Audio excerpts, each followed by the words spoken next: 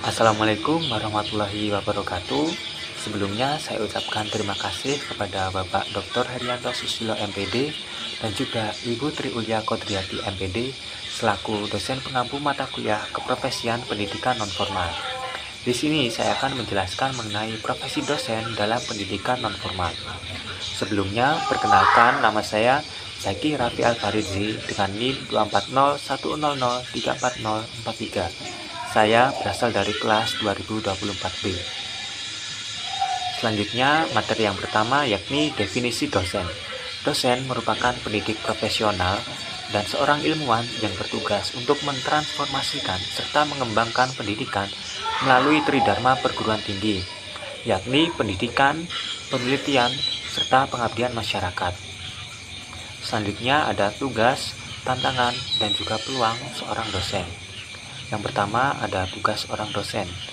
Tugas seorang dosen meliputi tridharma perguruan tinggi, yakni pendidikan, penelitian, dan juga pengabdian kepada masyarakat.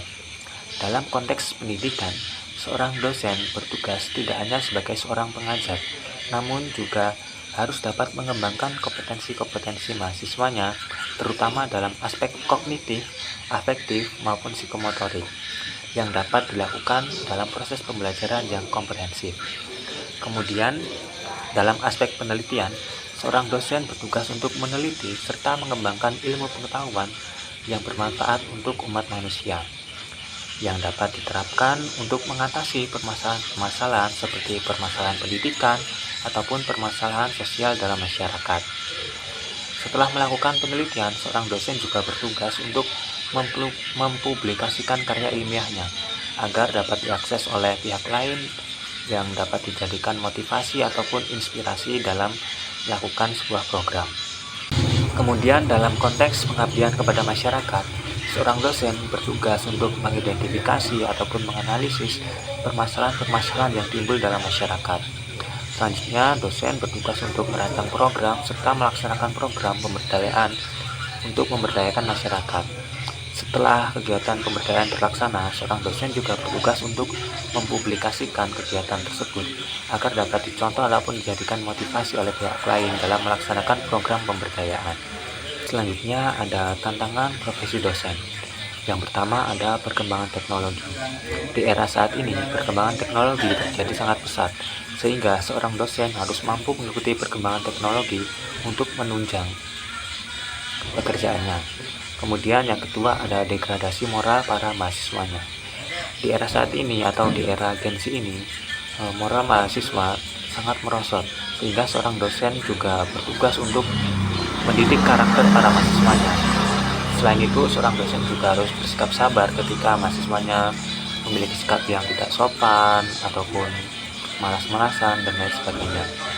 Kemudian yang ketiga ada beban pekerjaan yang tergolong berat. Tugas seorang dosen meliputi tridharma perguruan tinggi, yakni pendidikan, penelitian, dan pengabdian masyarakat.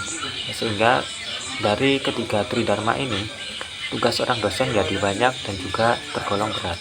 Kemudian yang keempat ada waktu luang yang terbatas. Dikarenakan banyaknya tugas seorang dosen, waktu luang dari dosen ini menjadi terbatas. Kemudian selanjutnya ada peluang di masa yang akan datang mengenai profesi dosen ini. Yang pertama, memiliki jenjang karir yang jelas. Yang kedua, untuknya beban pekerjaan. Seiring perkembangan teknologi, pekerjaan dosen tentu akan menjadi lebih mudah karena adanya bantuan dari teknologi-teknologi yang ada. Kemudian yang ketiga ada kebutuhan dosen yang terus meningkat. Mengikuti perkembangan zaman, saja banyak orang yang ingin mengenyam pendidikan jadi tingkat yang lebih tinggi, sehingga kebutuhan dosen akan terus mengalami peningkatan. Selanjutnya ada peran teknologi dalam menunjang profesi dosen. Yang pertama, meningkatkan fleksibilitas proses pembelajaran. Dengan adanya teknologi, proses pembelajaran dapat berlangsung secara fleksibel, dapat dilakukan di mana saja dan juga kapan saja, tergantung kesepakatan antara dosen dan juga mahasiswanya. Pembelajaran model seperti ini dapat dilakukan melalui Zoom ataupun Google Meeting. Kemudian yang kedua, memudahkan pelaksanaan evaluasi pembelajaran. Evaluasi pembelajaran dapat dilakukan menggunakan teknologi seperti menggunakan Google Form ataupun Google Meet ketika melakukan tanya jawab. Kemudian yang ketiga, memudahkan akses sumber informasi ilmiah. Ketika seorang dosen hendak melakukan penelitian, seorang dosen dapat mencari informasi mengenai penelitian lain yang relevan dengan penelitian yang akan ia lakukan saat ini. Kemudian yang keempat, memudahkan pengumpulan dan penganalisisan data. Menggunakan teknologi, pengumpulan dan penganalisisan data tentu saja akan menjadi lebih efisien waktu dan juga lebih mudah dilakukan. Yang kelima, memudahkan penyebaran informasi untuk masyarakat. Dengan adanya teknologi seperti media sosial, informasi-informasi ataupun pengetahuan dari dosen dengan sangat mudah disebarluaskan untuk masyarakat. Kemudian yang keenam, memudahkan monitoring dan evaluasi pemberdayaan masyarakat. Ketika seorang dosen melakukan program pemberdayaan masyarakat, dapat dimonitor ataupun dievaluasi menggunakan teknologi seperti melalui Google Zoom dengan para penggerak pemberdayaan masyarakat. Selanjutnya, kebijakan terbaru mengenai profesi dosen. Kebijakan terbaru mengenai profesi dosen diatur dalam Permendikbudristek nomor 44 tahun 2024, yang beberapa poinnya adalah: yang pertama, memperjelas pengaturan mengenai status dosen. Yang kedua, menetapkan kualifikasi dosen. Yang ketiga, memperjelas pengaturan mengenai jabatan akademik seperti asisten ahli, lektor, lektor kepala, profesor, atau guru besar. Yang keempat, memperketat aturan terkait profesor kehormatan. Kemudian ada kontribusi dosen dalam isu-isu sosial dalam masyarakat. Yang pertama, sebagai seorang yang dipandang dalam masyarakat. Seorang dosen tentu saja dianggap sebagai orang yang dituakan dalam masyarakat, karena seorang dosen dianggap mempunyai ilmu yang luas, sehingga seringkali masyarakat berkonsultasi kepada seorang dosen untuk mengatasi beberapa masalah yang ia alami. Yang kedua, melakukan penelitian. Seorang dosen bertugas untuk menganalisis atau mengidentifikasi permasalahan-permasalahan yang ada dalam masyarakat, kemudian memberikan solusi atas permasalahan tersebut. Yang ketiga, memberikan pelatihan dan juga penyuluhan. Seorang dosen juga dapat memberikan penyuluhan kepada masyarakat untuk mengatasi masalah-masalah sosial yang sedang terjadi dalam lingkungan masyarakat. Yang keempat, memajukan pendidikan. Ketika seorang dosen mengajar mahasiswanya, kemudian mahasiswanya menyerap informasi atau menyerap ilmu dari dosennya, kemudian diterapkan dalam kehidupan sosialnya masyarakat, tentu saja hal ini akan mengurangi permasalahan-permasalahan yang akan timbul dalam masyarakat.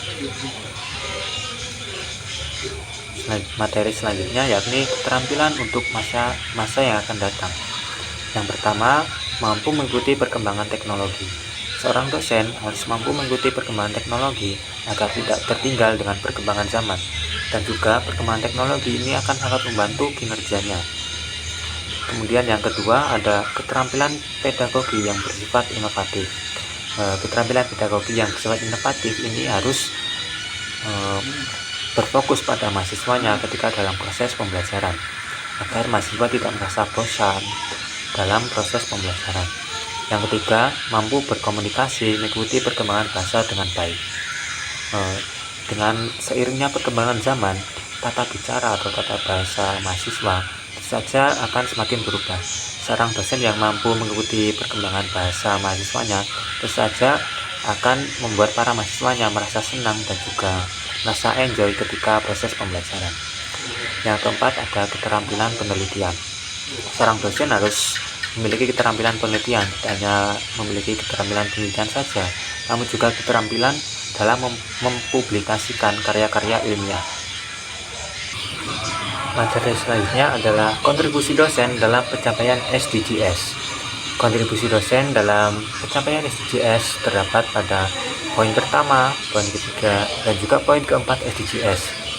Poin pertama SDGs yakni tanpa kemiskinan. Seorang dosen secara tidak langsung juga berperan dalam mengatasi kemiskinan dengan melahirkan mahasiswa-mahasiswa yang memiliki daya juang tinggi untuk memperbaiki keadaan ekonominya. Untuk poin SDGs ketiga yakni kehidupan sehat dan sejahtera. Seorang dosen harus mampu mengajarkan mahasiswanya untuk memiliki pemikiran-pemikiran yang mengutamakan hidup sehat. Contohnya pada semester pertama terdapat mata kuliah pendidikan kesehatan masyarakat. Hal ini merubah pola hidup para mahasiswanya agar memiliki pola hidup yang lebih sehat. Kemudian ada poin SDGs keempat, yakni pendidikan berkualitas. Seorang dosen harus mampu menciptakan proses pembelajaran yang berkualitas, yang lebih inklusif dan juga humanis, yakni mengembangkan potensi-potensi setiap mahasiswanya. Selanjutnya memasuki materi yang terakhir, yakni materi refleksi diri. Sebelum memasuki prodi S1 pendidikan luar sekolah, saya dulu bercita-cita menjadi guru olahraga di suatu SMA, sehingga pada pendaftaran SNBP dulu saya mendaftar pada jurusan olahraga. Namun saat itu saya tertolak, sehingga saya terpaksa untuk mendaftar pada SNBP. Dengan beberapa pertimbangan, akhirnya saya merelakan cita-cita saya untuk menjadi guru olahraga, dan akhirnya saya mendaftar pada prodi S1 pendidikan luar sekolah. Pada saat itu saya bercerita kepada ibu saya dalam bahasa Jawa, "Bu, ini aku daftar S1 pendidikan luar sekolah, berarti aku gak bisa jadi guru olahraga." Kemudian ibu saya juga menjawab dalam bahasa Jawa, "Ya wis gak apa-apa le, ikhlas ae dijalani. Nek gak iso jadi guru, ya wis menisan jadi dosen ae." Dari kalimat ibu saya itulah saya akhirnya termotivasi dan juga semangat menjalani perkuliahan di program studi S1 pendidikan luar sekolah ini dengan cita-cita saya menjadi seorang dosen. Kemudian yang terakhir ada sedikit kata-kata yang saya cantumkan dalam PPT saya, yakni tidak terdapat kata kebetulan dalam sebuah kesuksesan. Sebuah kesuksesan lahir dari persiapan dan juga keberanian dalam menciptakan kesempatan. Sekian dari saya, bila ada salah kata atau kurangnya pemahaman, saya mohon maaf. Terima kasih. Wassalamualaikum warahmatullahi wabarakatuh.